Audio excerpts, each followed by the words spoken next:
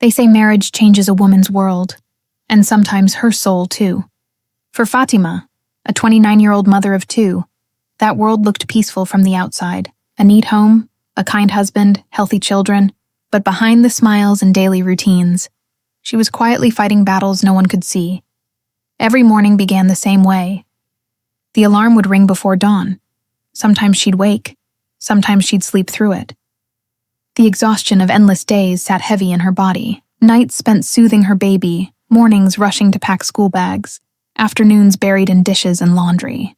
And amid it all, the struggle to catch Fajr on time. There were days she whispered to herself, "Ya Allah, give me strength to rise for you, even when my body feels weak." Sometimes she did. She'd stand on the prayer mat, eyes half open, but heart awake. After Fajr, she'd open the Quran app, reciting a few verses from Surah Yasin or Surah Mulk. Those moments felt like oxygen for her soul, but soon the calm would fade. Children's voices, breakfast chaos, her husband calling for his tea, and another day began like a race with no finish line. Fatimah often felt invisible. She loved her husband deeply, but he was busy. His job demanded long hours. At times, she'd wonder if anyone noticed her silent efforts.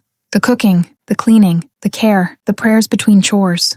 There were moments she wanted to cry, moments she wanted to complain, but she'd remember her mother's words. "Daughter, a woman's true strength lies in her saber. When you hold it for Allah, He holds your world together." So instead of arguing, she made a rule for herself.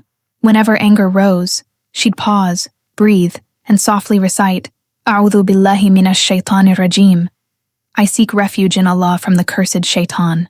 Over time, something changed. Her temper softened. Her home began to feel lighter, not because life got easier, but because her heart learned to surrender. But the world outside was another test. When her children napped, she'd pick up her phone, just to scroll a little. Instagram, Facebook, YouTube. And there they were, women her age showing perfect lives. Beautiful homes, glowing faces, loving husbands, vacations, gifts. Fatimah's heart would sink. Why is my life not like theirs? Why do I always feel tired? Why can't my home look like that? Comparison became her quiet poison. The more she scrolled, the emptier she felt. Until one night, she stumbled upon a short Islamic lecture. The speaker said, "Social media is not a mirror. It's a mask. You're comparing your behind the scenes to someone else's highlight reel. True beauty is not in what the world posts, but in what you show to Allah, your patience, your worship, your sincerity." Those words hit deep. That night, Fatimah deleted half her apps. She decided, from now on, her phone would serve her deen, not destroy her peace. Instead of scrolling, she started listening to Quran recitations and short reminders while cooking or folding clothes. And slowly, she began to feel her heart breathing again. Yet another test awaited her. Time. Some days Dur or Asr would slip by because she was too busy. She'd feel a sting of guilt afterward. One day, as she folded laundry, the adhan echoed, and this time she didn't delay. She placed the clothes aside, spread her prayer mat, and prayed.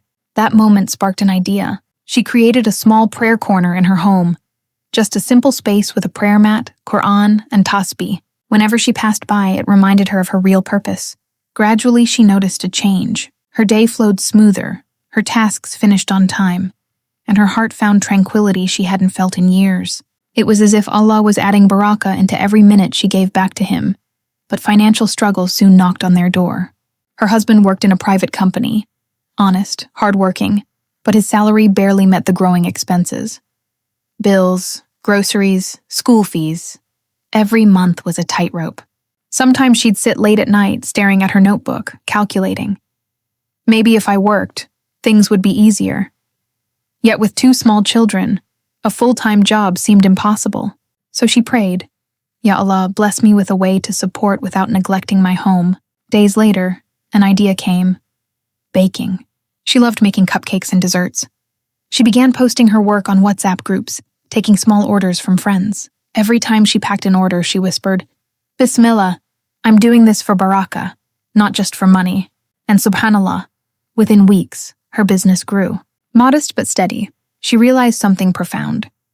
When you work for the dunya, you get exhaustion. But when you work for Allah, you get satisfaction. Still, not every struggle was external. There were emotional wounds too, words that hurt more than any hardship. Her mother-in-law often commented sharply, "You don't do it right. Your mother didn't teach you well." Each remark felt like a small cut on her heart. But Fatimah stayed silent.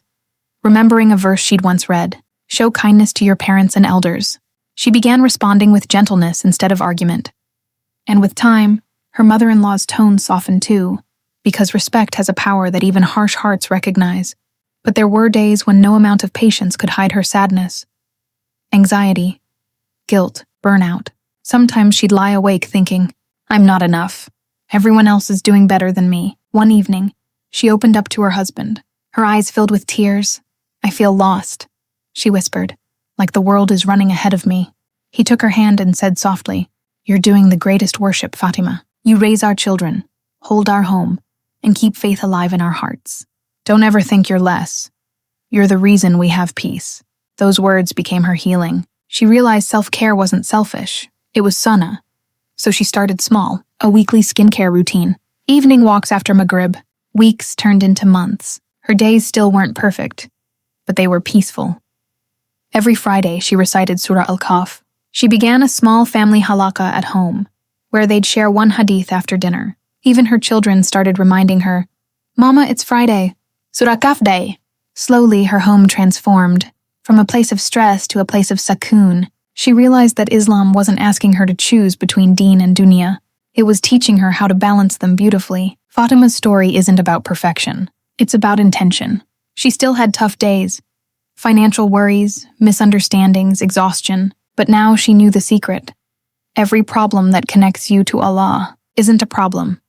It's a blessing. She often told her friends, "I plan my day around Salah, not the other way around." And truly, when Salah was on time, everything else fell into place. When dua came from the heart, Allah opened doors she didn't even knock on. And when shukr became her daily habit, her life began to feel like Jannah, even in this world. Because balance doesn't mean having a perfect life. It means keeping Allah at the center of your imperfect one. Fatimah's journey reminds us, you don't have to separate Deen from Duniya.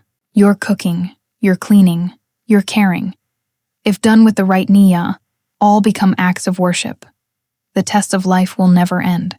But sabr, dua, and small daily efforts build a woman stronger than any hardship.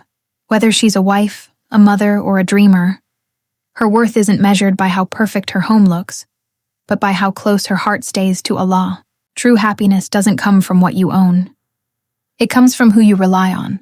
And when your soul finds its peace in Allah, even chaos feels calm. May Allah grant every sister the strength of Fatimah to balance her Deen and Duniya with grace, sabr, and gratitude. Ameen.